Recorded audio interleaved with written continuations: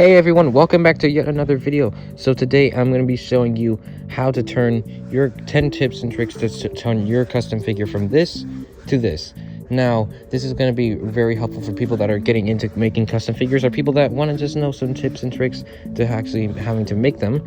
And so yeah, and I'd recommend watching to the end because the tips get better and better as the video goes on. Anyways, let's get on with the video.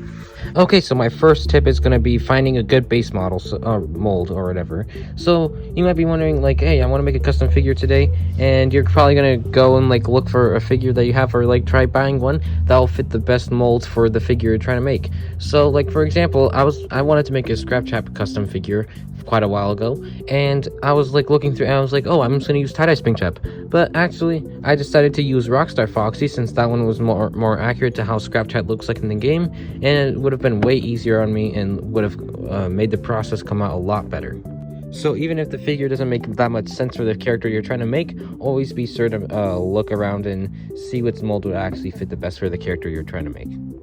Now, my second tip has to be using a Dremel. Now, a Dremel helps so much before. Like, it really does help a lot, especially with how my customs look like now ever since I got a Dremel, compared to before when I didn't have a Dremel. It just helps so much with the withering and makes your customs look a lot more 3D, and helps with a lot of withering especially. And you can pretty much shape it however you want. Now, sculpting is my third tip. And I think it's a really important part, especially if you're trying to get a really different character from what you're starting off with. And for what I'm using is, I usually use air dry clay. It helps me a lot. I just use plain old Crayola air dry clay for pretty much all my stuff. I will sometimes here and there use a different type of clay that's a little bit more fancier, but most of the time I just use regular air dry clay.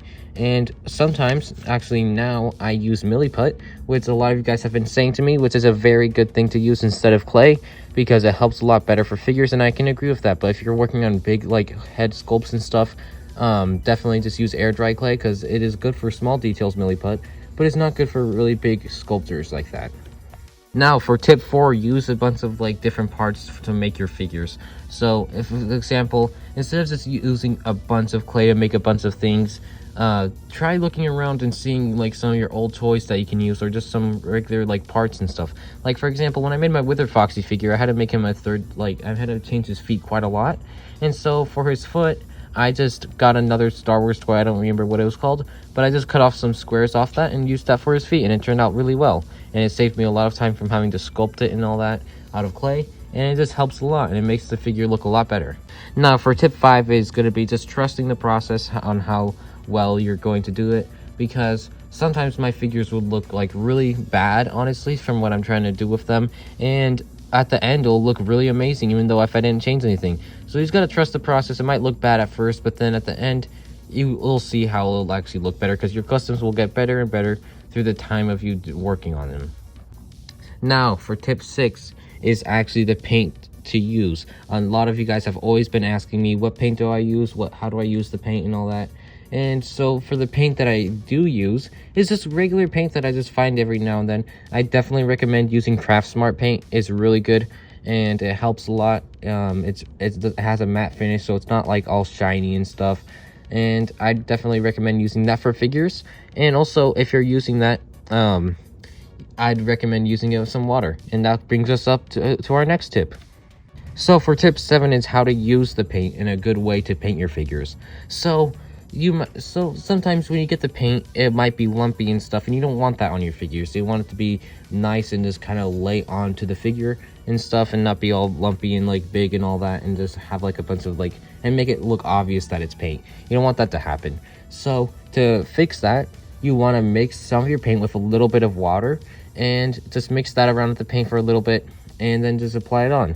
And some other good techniques that I use when painting my figures is actually dry brushing. Helps a lot to get a bunch of details in. Basically, just take a color that you want, and let's say, for example, I use black a lot of the time to make it look a lot better for details and make it look dirty. And I just take a paintbrush, put it in some black paint, and then I just swipe it on my paintboard for a little bit until it's like pretty dry. Do not put any water on this paint if you're dry brushing. And then once it's like kind of not a lot of paint on your paintbrush, you can kind of brush it on to any of the spots that you want to be like a little dirty and stuff like that onto your figure. And sometimes it actually can work on places that aren't even needing to be dirty, that are actually completely clean, but it just still gives a better shade and stuff, and it makes it look a lot better. Now, for tip 8 is to use references. So let's say you're trying to make a certain character, you definitely want to use references of the character from the thing you're making. Now, what I usually do when I do references is I print out a picture of the character I'm trying to make, and basically I just have this picture that I printed out of the character that I want to make, and I can look at all the little details and stuff, and also record with my phone. Use your phone, just look up a picture and make sure it's like an accurate one. Like one time I was making my Eclipse custom, and I accidentally was basing it off of a unofficial model, so that messed up a lot of things on my custom figure. So I had to redo a lot of them because I wasn't using the official model and did not look accurate. Now for tip 9 is to add details, but not a lot of details. So I can take my newest custom, for example, my Ruin Roxy figure. It has details on it, and I actually put a lot more details into this figure than I usually do, but it's not overly filled with every single little detail that there is, and it's just to help make the figure look a little bit simpler and not super crazy detailed or anything. And that's kind of how I like my figures, and it just takes a lot of the work away from just doing that. But also, you don't want it to be super plain and boring as well. You still want to add some details, but just the important big ones. Now for our 10th and final tip is to be patient and don't overwork your figure. So a lot of times this has happened with me. I've like overworked it or overthinked working on my figure, and I wasn't really patient with it sometimes too. So I try rushing the figure, especially to get the video out and stuff, but then my custom can turn out pretty bad looking.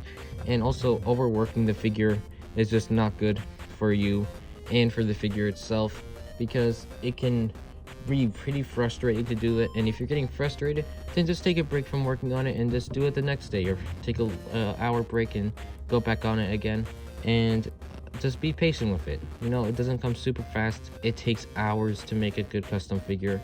Pretty much all my figures that I make nowadays take at least like 3 days to make. Not like 3 days as in 24 hours times 3, but like, you know, just 3 days to make, taking like breaks and stuff. And so it takes a long time, but it comes out good in the end. Anyways, that is it for today's video. Thank you so much for watching all the way to the end, and please like and subscribe, and stay tuned for more videos, and share if you think someone will find this video helpful for them to use this for their next custom figures. And I guess I'll see you guys in the next video, and whenever that'll be. Peace out, guys.